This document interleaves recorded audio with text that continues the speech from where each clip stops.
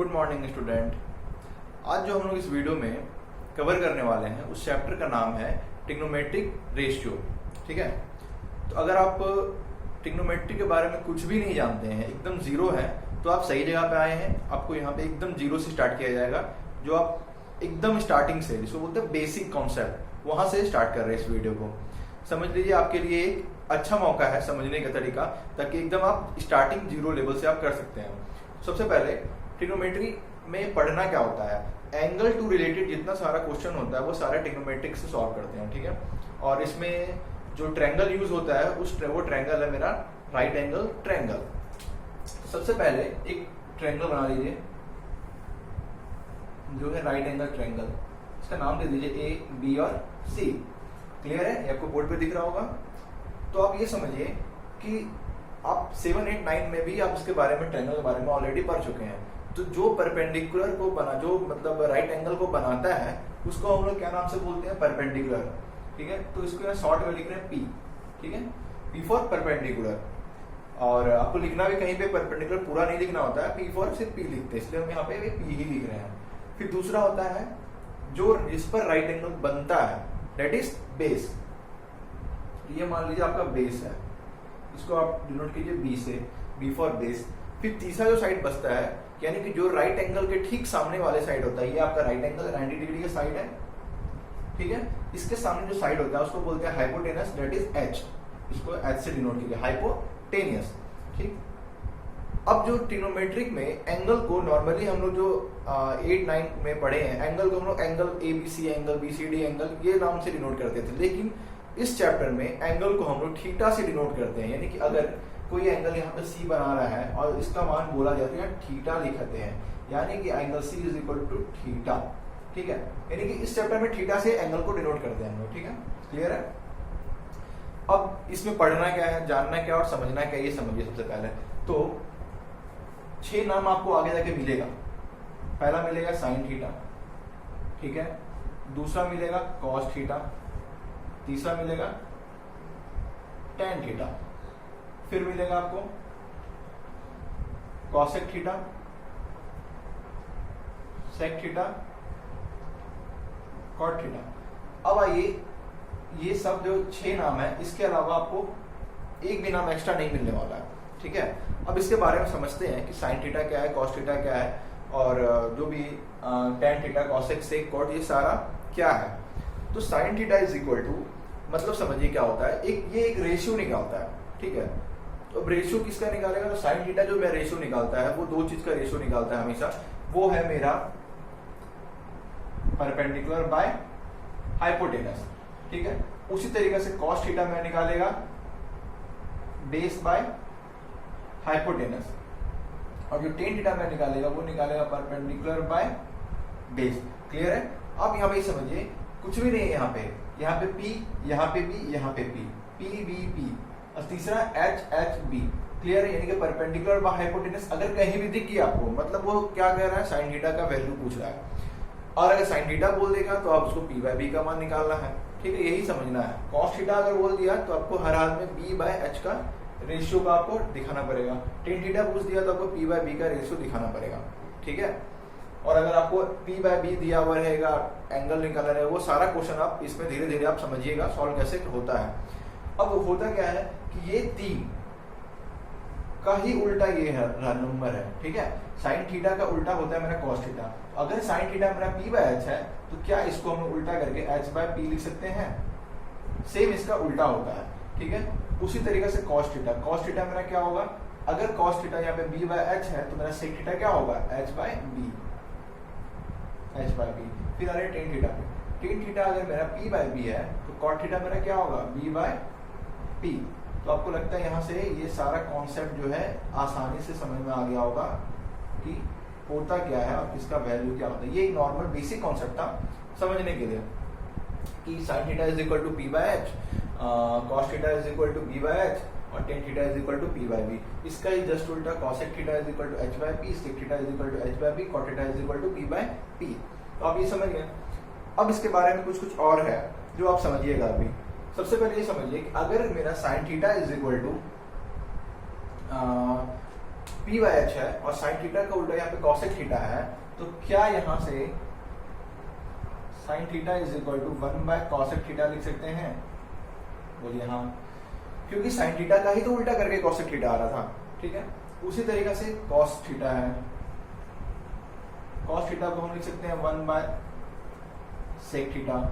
फिर tan theta है, tan theta को उल्टा करके लिख सकते हैं 1 बाय कॉट थीटा। क्लियर है? तो अगर कहीं भी क्वेश्चन में आपको साइन थीटा पूछ दे और दिया हुआ रहे और कॉसेक थीटा का मान दिया हुआ रहेगा, तो आपको बस इस तरीका सॉल्व करना है और एक का मान निकाल देना है। Sine theta is equal to 1 by cosec theta.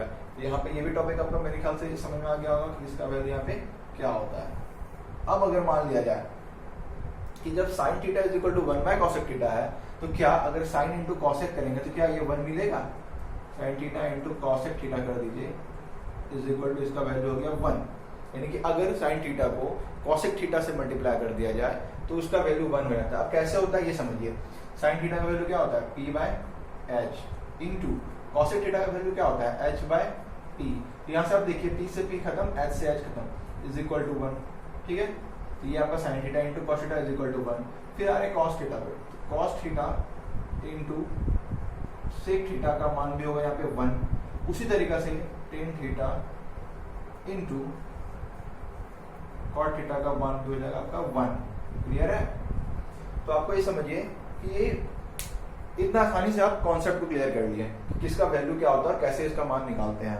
अब इस पे कुछ फॉर्मूला है, तो आपको फॉर्मूला को याद करना पड़ेगा। अगर आप किसी तरीका से समझिएगा नहीं फॉर्मूला को दिमाग लगा करके, तो फिर आपको दिक्कत होगा। ठीक है, तो अगर आप ये कॉन्सेप्ट को क्लियर कर लिए हैं तो फिर आप एक फॉर्मूला की ओर बढ़िए।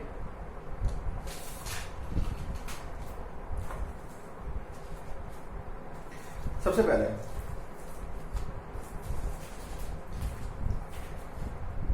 अब आ रहा है टेन थीटा पे। फॉर्मूला क्या है यहाँ पे? मान लिया जाए टेन थीटा दिया हुआ रहेगा। ठीक है, नॉर्मली अगर टेन थीटा दिया हुआ रहे तो आप उसको 1 बाय कॉट थीटा कर सकते हैं, लेकिन अगर कॉट थीटा भी दिया हुआ नहीं रहे तो क्या करेंगे? तो sine theta is equal to जो फॉर्मूला होता है वो मेरा होता है, tan theta is equal to जो फॉर्मूला होता है सॉरी वो होता है sine theta by cos theta. ठीक है, यानी कि इससे आप क्या समझे कि अगर क्वेश्चन में टेन थीटा का मान निकाला रहेगा तो आपको साइन थीटा और कॉस थीटा दिया हुआ रहेगा, तो आप टेन थीटा का मान ऑलरेडी आसान से आप निकाल सकते हैं। ठीक है, फिर है कॉट थीटा। कॉट थीटा, अच्छा यहाँ पे आपको अभी समझाए थे कि टेन थीटा जो है 1 बाय कॉट थीटा, यानी कि टेन का उल्टा जो होता है वो मेरा कॉट होता है। तो अगर tan theta is equal to sine by cos है तो क्या cot theta is equal to cos theta by sine theta लिख सकते हैं? बोलिए हाँ। दो फॉर्मूला क्लियर एकदम आसानी से कि अगर टेन इज इक्वल टू, अच्छा ये भी समझ लीजिए कैसे हुआ। टेन निकालना है, टेन ये इस डब्बे में मेरा आ रहा है ना, तो टेन निकालना है, तो टेन को छोड़ के बचा क्या? Sine by cos, sine by cos कर दिए। ठीक है, कॉट, अब टेन का उल्टा होता है मेरा कॉट, तो टेन का उल्टा अगर करेंगे कॉट को तो मेरा कॉस में साइन हो जाएगा। क्लियर है? ये आसानी से हो गया। अब अगर इसी को समझिए, यहाँ पे तो आपको करके बता ही दिए tan theta into cot theta is equal to 1 होता है, क्योंकि अगर टेन को इंटू कॉट करेंगे तो मेरा कॉस से कॉस कट जाएगा, साइन से साइन कट जाएगा, बचेगा सिर्फ यहाँ पे मेरा 1। क्लियर है? फिर एक फॉर्मूला यहाँ पे और आ रहा है,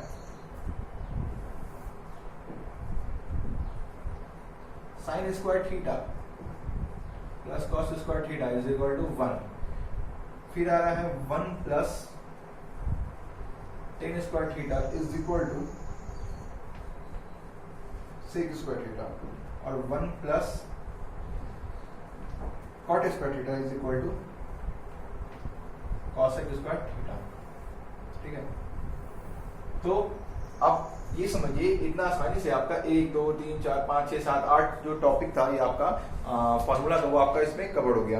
अब इससे रिलेटेड क्वेश्चन होगा, एक बार आप इसको क्विक रिवीजन कर लीजिए। सबसे पहले इस चैप्टर में पढ़ते क्या है, तो ट्रिग्नोमेट्रिक में राइट एंगल ट्रायंगल के बारे में पढ़ते हैं जो भी है। फिर आपको पढ़ना है sine theta cos theta tan theta का मान क्या होता है। तो sine theta is equal to P by H, cos theta is equal to B by H, tan theta is equal to P by B. और फिर साइन थीटा जो है कॉसेक जो है मेरा वो साइन का उल्टा होता है, रेसिप्रोकल होता है। Sine theta is equal to 1 by cosec theta. फिर कॉस जो कॉसेक थीटा है वो मेरा कॉस का रेसिप्रोकल होता है, तो cos is equal to 1 by cos theta is equal to हाँ 1 बाय सेक थीटा। फिर tan theta is equal to 1 by cot theta. तो ये आपका यहाँ पे बेसिक कॉन्सेप्ट होता है, ये आपका यहाँ पे क्लियर हो गया। और ये आपका फॉर्मूला है, ये आपको याद करना पड़ेगा। ये तो आपका इससे ही था, ठीक है, अब आ रहे इसके कुछ क्वेश्चन को समझते हैं।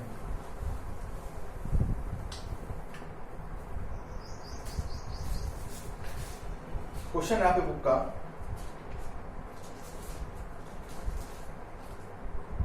इफ, आपकी बुक का एग्जांपल है, if sin A is equal to 8/70, ठीक है, तो फाइंड द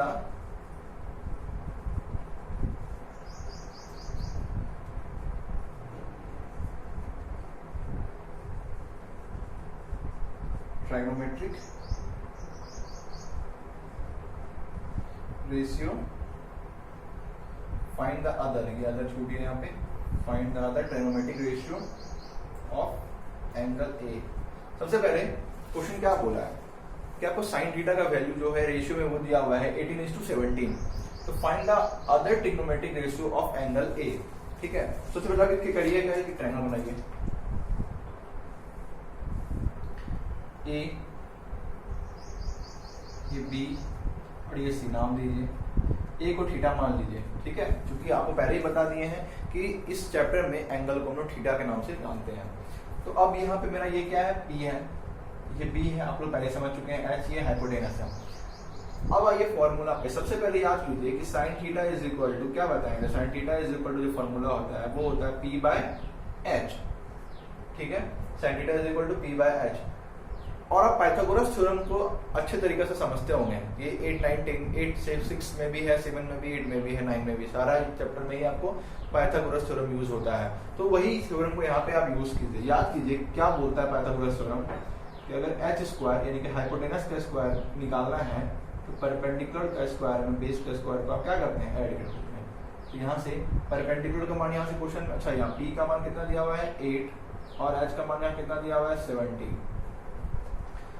तो यहाँ पे पाइथागोरस थ्योरम को लगाना है। क्वेश्चन में क्या नहीं दिया हुआ है, पी का मान दिया हुआ है आपको 8, हाइपोटेनस का मान आपको दिया हुआ है 70, बेस का मान नहीं दिया हुआ है। तो निकालना क्या है, बेस का मान निकालना है। तो आप सबसे पहले एच का मान रखिए 17 का स्क्वायर, पी का मान रखिए 8 का स्क्वायर प्लस बी का स्क्वायर, तो आपको निकालना ही है। तो आप ये समझिए 17 का स्क्वायर होता है आपका 289 इज इक्वल टू 8 का स्क्वायर 64 प्लस बी का स्क्वायर। तो अगर आप 289 में से 64 को सब्ट्रैक्ट कर दीजिए is equal to B square इधर है, तो अगर आप इसको सब्ट्रैक्ट कीजिएगा तो कितना आएगा, 9 में 4 गया तो 5, 8 में 6 गया तो 2 और फिर ये 2 is equal to B square, that is B square is equal to 2 to 5। So B is equal to कितना होगा, अंडर रूट ये जाता है 2 to 5, इसका मान होता है 15। बस यहाँ पे b का मान कितना निकल के आया, तो आपका ये 15 निकल के आया। अब ये आपका क्वेश्चन रेडी है बनने के लिए। अब आते हैं फाइंड द अदर ट्रिग्नोमेट्री, मतलब साइन को अलावा जो भी बताएं, कॉस, टेन, सेक, कॉसेक, कॉट, सारा निकालना है। तो अब आइए साइन के बाद कॉस पे आते हैं। यहाँ से अब स्टार्ट कर रहे हैं, मान लीजिए कॉस थीटा को निकालना है। तो कॉस थीटा का फॉर्मूला क्या होता है, बेस बाय हाइपोटेनस। अब बेस का मान रख दीजिए, बेस का मान अभी निकाले 15, हाइपोटेनस का मान दिया हुआ 17, ये आपका बन के रेडी है। फिर आइए टेन थीटा पे, tan theta is equal to P by B होता है। तो परपेंडिकुलर का मान दिया हुआ है 8, बेस का मान दिया हुआ है 15, ये होगा बन गया, साइन बन गया, कॉस बन गया, टेन बन गया। फिर आइए कॉसेक पे, cosec theta is equal to क्या होता है, साइन थीटा का उल्टा। तो डायरेक्टली इसको पलट दीजिए 17/8। कॉसेक के बाद आता है सेक, सेक इसका उल्टा होता है कॉस का, इसको भी पलट दीजिए 17/15। फिर 10 आता है किसका, कॉट आता है, कॉट किसका आता है 10 का। तो 10 का मान कितना दिया हुआ 8/15, तो इसका मान हो जाएगा 15/8। ये आपका क्वेश्चन जो है सॉल्व हो गया। जितना सारा आपको रेशियो निकालने के लिए कहा था, एक को छोड़ करके साइन थीटा का मान आपको दिया हुआ था, बाकी सारा का मान निकालना था, वो सारा आपका क्वेश्चन क्लियर हो गया। तो फर्स्ट वर्कशीट में 90% क्वेश्चन जो है आपका वो इसी तरीका से है। अगर कोई क्वेश्चन रूट में दिया रहे तो क्या होगा, एक क्वेश्चन रूट वाला समझ लीजिए।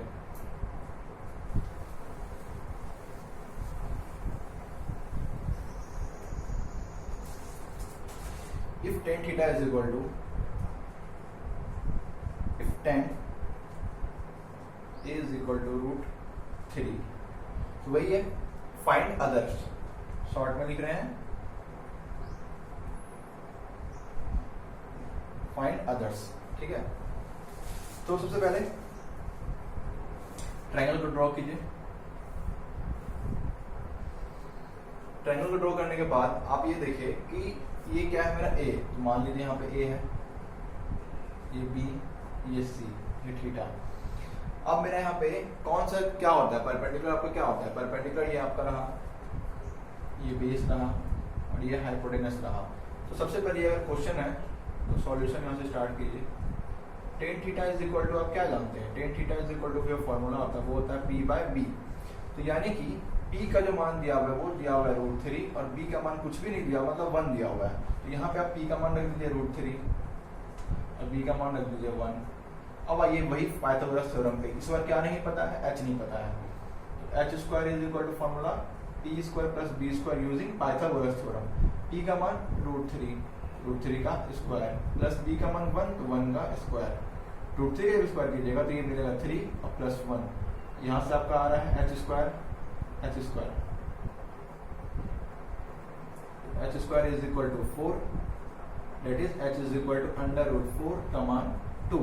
यहाँ से आपका h का मान क्या निकल गया है, 2 निकल कर गया। ठीक है, अब सारा को सॉल्व कीजिए। टेन थीटा दिया हुआ है तो मान लीजिए साइन थीटा को निकालना है। साइन थीटा फॉर्मूला पता है पहले, परपेंडिकुलर बाय हाइपोटेनस। परपेंडिकुलर का मान रूट 3 और हाइपोटेनस का मान निकला 2, ये आपका बन गया। साइन के बाद आता है cos theta. Cos theta is equal to होता है मेरा बेस बाय हाइपोटेनस। बेस का मान दिया हुआ है 1 और h का मान दिया हुआ है 2, ये आपका बन गया। टेन तो ऑलरेडी दिया हुआ ही है। फिर आ रहा है मेरा कॉसेक पे। कॉसेक थीटा किसका उल्टा होता है, साइन का उल्टा होता है, तो 2 बाय रूट 3। अगर आपको उल्टा समझ में नहीं आ रहा तो समझिए इस तरीके से, कॉसेक थीटा इज, अगर sine theta is equal to p by h है तो cosec is equal to h by p होगा। h का मान क्वेश्चन में कितना दिया हुआ है 2 और p का मान कितना दिया हुआ है रूट 3। तो आप नोटिस कीजिए क्या ये दोनों एक दूसरे का रेसिप्रोकल है, हाँ है। कॉसेक थीटा के बाद आता है मेरा सेक थीटा। सेक थीटा मेरा किसका है, कॉस का उल्टा, तो यहाँ पे 2 बाय 1 दैट इज 2। फिर सेक के बाद कॉट आता है, कॉट किसका होता है, टेन का उल्टा होता है। तो cot theta is equal to क्या होगा, अगर टेन का मान रूट 3 है तो इसको आप 1 बाय रूट 3 ले सकते हैं। तो समझिए इस तरीके से कि कॉट थीटा का वैल्यू क्या होगा, b बाय p होगा, इसका उल्टा होता है b बाय p। अब b का मान क्वेश्चन में कितना दिया हुआ 1 और p का मान कितना दिया हुआ रूट 3। तो क्या ये इसका ही रूट का रेसिप्रोकल है। तो बस सारा अगर निकालने के लिए बोलेगा अदर का तो आप इसको ऐसे ही आराम से निकाल सकते हैं। तो ये आपका बेसिक कॉन्सेप्ट था ट्रिग्नोमेट्री का। ठीक है, और इससे ही सारा क्वेश्चन बनेगा। अभी फिलहाल के फर्स्ट वर्कशीट जो भी है जिस चैप्टर का आपका ये बन जाएगा। नेक्स्ट वीडियो में हम लोग देखेंगे कि ट्रिग्नोमेट्री में जो एंगल दिया हुआ रहता है, एंगल टू रिलेटेड क्वेश्चन को, एंगल का वैल्यू दिया रहेगा 30 डिग्री, 45 डिग्री, 60 डिग्री, उससे क्वेश्चन को हम लोग कैसे सॉल्व करेंगे वो नेक्स्ट वाले वीडियो में देखेंगे। अभी तक इस वीडियो में अगर आपको कहीं भी कोई प्रॉब्लम हुआ होगा तो आप प्लीज कमेंट बॉक्स में कमेंट कीजिए कि किस जगह पे आपको प्रॉब्लम हुआ है। हो सके तो आप एक बार इस वीडियो को दोबारा देखिए, जितना बार देख सकते हैं समझने की कोशिश कीजिए, समझिए।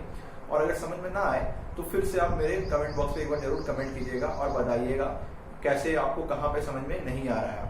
और अगर आप इस चैनल पे न्यू है तो सबसे पहले तो आप मेरे चैनल को सब्सक्राइब जरूर कर दीजिएगा और हो सके तो लाइक जरूर कर दीजिएगा। चलिए आप लोग इसको फिर नोट कीजिए। नेक्स्ट वीडियो में देखते हैं कि एंगल टू रिलेटेड क्वेश्चन को कैसे सॉल्व करते हैं। ठीक है।